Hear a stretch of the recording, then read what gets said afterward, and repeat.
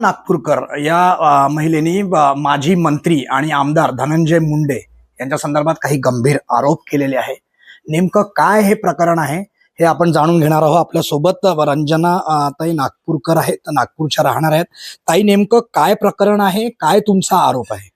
माझा आरोप हा आहे की माझ्या नवऱ्याची एक अपील होती. अपील संदर्भात त्यांनी बरीच खूप पाडलं मला. धनंजय मुंडे, अनिल देशमुखांच्या मार्फत धनंजय मुंडेंची माझी परिचय ओळख झाली. डायरेक्ट अशी कुठे ओळख नव्हती.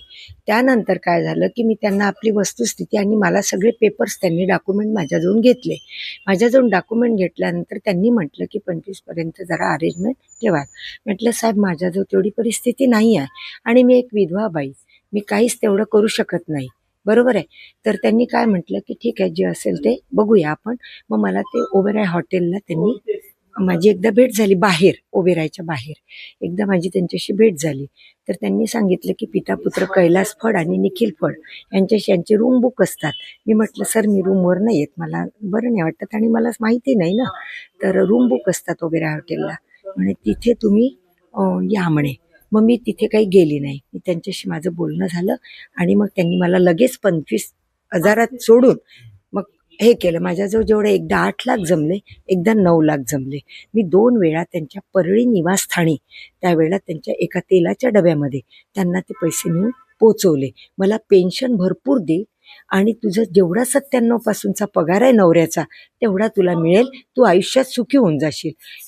या भरीस पाडून मला, मी रडून रडून माझं सोनं नाणं, मांगेलम ज्वेलर्स मुंबई बोरा बाजार इथे गहाण आहे, जय मयूर ज्वेलर्स, त्याच्याकडे माझं सोनं गहाण आहे आणि बरेच लोकांचे 5-5 लाख घेतलेले त्यांचे माझ्याकडे लेखी स्वरूपात आहे.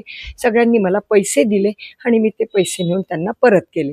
ज्या वेळेला मला माहीत झालं की माझं काम होत दिसत नाही माझं काम, म्हणून मी त्यांच्याकडे एकदा गेली अंबेजोगाई, तिथून केजला गेली, अंबेजोगाईला गेली आणि एक गाव आहे धारूर काहीतरी म्हणून, त्या धारूरमधून मी तिथपर्यंत पोहोचली त्यांच्या घरापर्यंत आणि त्यांना म्हटलं की सर, माझे त्यावेळेला हजर होते मुंडे साहेब, त्यांची आई होती, त्यांची बायको होती, त्यांचा एक चुलत भाऊ होता आणि हे दोघं पिता पुत्र कैलास फड आणि निखिल फड हे पण होते. तर त्यांनी झालं कसं की मला म्हणे, तू पैसे मागायला आली, इथे आलीस तर तुला आम्ही मारून टाकू. आणि कैलास फडने असं धरलं आणि त्याने निखिल फडनं मला गोळी लावली आणि तो आता म्हणतोय बाईटमध्ये की बंदूक लावली. हा, बंदूक लावली त्यांनी, अशीच काढली ना, ऑलरेडी त्याच्याकडे बंदूक 24 तास असते. त्यांनी असं हवेत पहिले गोळीबार करतो, असं दाखवतो ना, त्यांनी या मी तिथून निघाली धारूरपर्यंत पळत कशी तरी, तिथून कोणाच्या गाड्यांची मदत मागून, त्यांना कोणाला भानगडी नाही सांगितलं, माझा भाऊ आजारी आहे, मला जायचं आहे, मी इथे. त्याच्यानंतर पोलीस स्टेशनला गेली. पोलीस स्टेशनमध्ये वरही चढू दिलं नाही. Police station? त्या हे गावचं, त्याच्या याचं काय म्हणते बा, परळीला गेली. सगळ्यांनी हाकलून दिलं, म्हणे मॅडम इथे काही चालत नाही, लवकर निघा बाहेर इथून, म्हणे इथून निघा. मला त्यांचे चेहरेही आठवत नाही. मी त्या याच्यामध्ये तशी पळत निघाली. मला एक गाडीवाला मुलगा मिळाला, त्यांनी गाडीवर बसवलं आणि मला आणून सोडलं. मी बीडमधून आपली पळत कशी बशी तरी निघाली. आपण मनोज जरांगे पाटील यांची भेट सुद्धा घेतली होती काही दिवसा पहिले आणि नेमकं हे प्रकरण काय होतं, एक थोडक्यात सांगा की म्हणजे हा जो 17 लाखाचा व्यवहार झाला, म्हणजे आपला असा आरोप आहे की आपण धनंजय मुंडे यांना पैसे दिले 17 लाख रुपये, कशा संदर्भातले हे होते आणि काय विषय होता एकंदरीत, एक थोडक्यात सांगा की नेमकं प्रकरण काय होतं. प्रकरण असं होतं, माझ्या मिस्टरांना 97 मध्ये खात्यातून बडतर्फ केलं होतं आणि बडतर्फच्या आमच्या अपील सगळीकडे चालूच होत्या. त्यात मला अनिल देशमुख साहेब गृहमंत्री असताना त्यांच्याकडे अनिल देशमुखांनी मला तिथं देशमुखांनी माझी अपील हे केली, म्हणजे घेऊन गेले अपील. मग देशमुख साहेबांनी सांगितलं की माझ्याशी आता कॉन्टॅक्ट करू नको, मी धनंजयकडे पाठवते, त्याच्याशी डायरेक्ट मी करत जाईल सगळे कामं. त्यात त्यांचं पद गेलं देशमुख साहेबांचं. मग धनंजय मुंडेंनी मला सांगितल्याप्रमाणे त्यांनी सांगितलं, म्हणजे त्यांनी हेही म्हटलं मला की म्हणे तुला हे नाही करत म्हणे आम्ही, ते काय आमिष नाही मागत म्हणे, हे तुझ्या कामाला तिथे खर्च येतो, कोणाला ठेवावं लागतं, कोणाला राहायला लागते, हॉटेलचा खर्च, जेवणाचा खर्च हा सगळा लागतो. त्यांनी 25 सांगितले, माझ्याजवळ 25ची ऐपत नव्हती. तरी मग मी म्हटलं सर नाही देऊ शकत. मग मी नातेवाईकांजवळ हा प्रश्न ठेवला. सगळ्यांना वाटलं की तुला 1 करोड रुपये जर मिळाले 97 पासून तुझं आयुष्य सुखी होईल आणि तुला पेन्शन 30-35 हजार रुपये पेन्शन मिळेल तर तू सुखी होशील. म्हणून नातेवाईकांनी माझ्याजवळ सोनं होतं, सोनं मी मांगल्यम ज्वेलर्स बोरा बाजार मुंबईला गहाण ठेवलं, आजही गहाण आहे. त्याच्यानंतर मी परत मयूर ज्वेलर्स त्याच रांगेत त्याच्याकडे सोनं गहाण ठेवलं तिथे, आणि 4-5 लाख रुपये पुन्हा मुंबईतून जमवले. 8 लाख रुपये पहिले दिले, 7-9 लाख रुपये नंतर दिले. त्याच दिवशी, एकाच दिवशी. त्यांनी सवड दिलीच नाही मला. म्हणजे 2 डबे करून आणले, दोन्ही डबे त्यांनी ठेवले. त्यावेळेला पैसे घेतले कैलास फडणी हातात, आणि धनंजय मुंडेंनी त्याच्यावरची चिकटपट्टी उघडून पाहिले आणि निखिल फडणी वर नेले. हा झाला प्रकार तसा. त्याच्यामुळे मी त्याच्यावर आरोप आजही करील, पुढेही करील, करत राहील. त्यांनी माझे पैसे घेतलेले आहे आणि मला दुखवून पैसे घेतलेले आहे, आणि मला आमिष म्हणून त्यांनी मला भरीस पाडलं, एका स्त्रीला, विधवा बाईला. खरं तर आपण असं म्हटलं जातंय की महाराष्ट्राचे मुख्यमंत्री देवेंद्र फडणवीस यांच्या ज्या काकू आहेत शोभाताई फडणवीस, माजी मंत्री आणि विधान परिषदेला आमदार सुद्धा राहिले, त्यांच्या आपण नातेवाईक? माझ्या वडिलांच्या त्या ताई लागतात, मंगलाताई पिंपळापुरे, सुमनताई पिंपळापुरे, त्या पण माझ्या नात्यात लागतात. परवाच्या दिवशीच त्यांचे मिस्टर वारले, बरोबर आहे. आणि माझ्या वडिलांच्या त्या नात्यात आहे शोभाताई, आणि त्यांच्याकडे जाण्याचा प्रसंग मला आला नाही. त्याचं कारण सांगते या भानगडीत.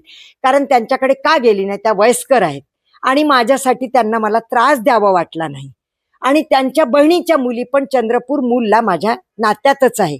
त्यामुळे मला काय म्हणते त्या जरांगेंनी विचारलं की तुम्ही प्रॉपर नागपूरच्या, मला गावाचं नाव विचारलं, प्रॉपर नागपूरच्या, आणि जात कुठल्या जातीचे आहात? मी ब्राह्मण हा जात सांगितली. म्हणे त्यांनी हा प्रश्न केला की तुम्ही टपालीत द्यायला लावता. टपालीमध्ये पत्र गेल्यानंतर साहेबांना एवढा वेळ असतो की माझी काय, मला प्रत्येक याच्यात उत्तर आलं की तुम्हाला ग्रामीण SP कडून की फेटाळण्यात आलं. मला कुठल्याच याच्यावर निर्णय नाही मिळाला.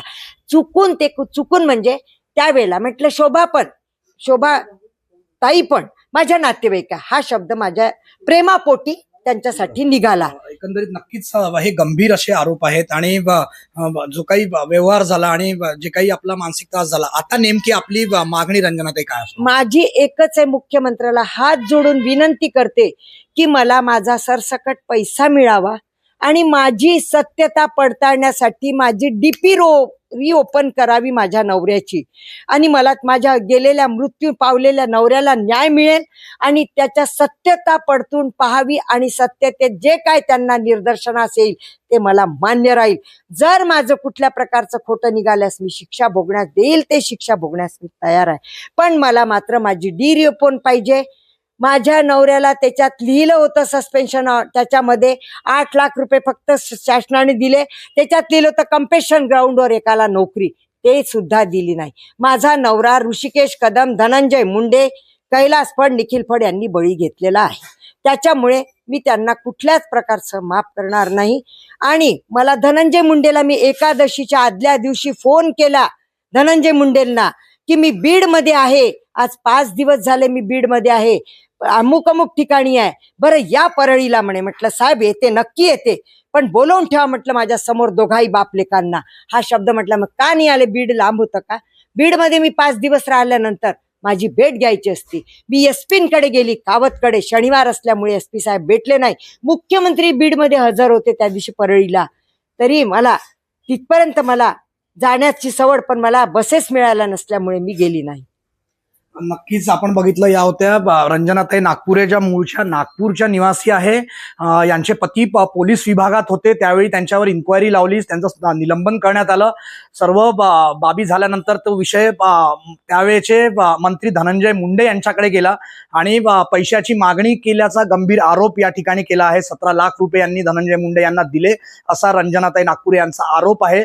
त्यामुळे या प्रकरणात आता सरकारतर्फे धनंजय मुंडे यांच्यावर आणि या संपूर्ण प्रकरणामध्ये दोषी असलेल्या अधिकारी आणि काही लोकांवर काय कारवाई करण्यात येते हे बघणं महत्वाचं ठरणार आहे. योगेश पांडे, नागपूर, मुंबई तक.